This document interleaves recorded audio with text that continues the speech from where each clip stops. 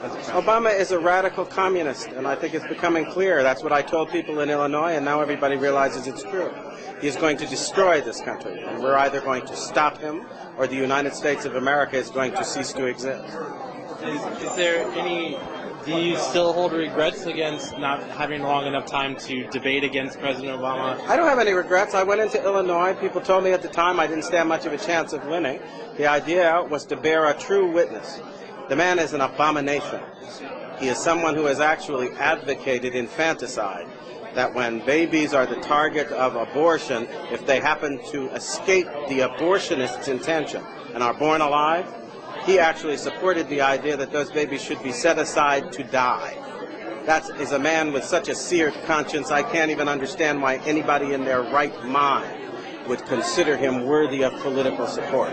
That's a violation of conscience that is inconceivable. And even some of the most hardline pro-abortion people in America rejected that abomination, and he did not. So what does tonight mean when President Obama is President of the United States? How does tonight play a role? That's another question. Is he President of the United States? According to the Constitution, in order to be eligible for president, you have to be a natural-born citizen. He has refused to provide proof that he is, in fact, a natural-born citizen. And his Kenyan relations say that he was born in Nairobi at a time when his mother was too young to transmit U.S. citizenship. So I'm not even sure he's President of the United States. No, that's not a laughing matter. Neither are many of our military people now who are going to court to ask the question, do we have to obey a man who is not qualified under the Constitution? We're in the midst of the greatest crisis this nation has ever seen. And if we don't stop laughing about it and deal with it, we're going to find ourselves in the midst of chaos, confusion, and civil war. It's time we started acting like grown-ups. How could the policy that President Obama makes in the next couple of years affect activities like tonight? Sorry, the person you call President Obama, and I frankly refuse to call him that. Right. At the moment, he is somebody who is kind of an alleged usurper, who is alleged to be someone who is occupying that office without constitutional warrant to do so.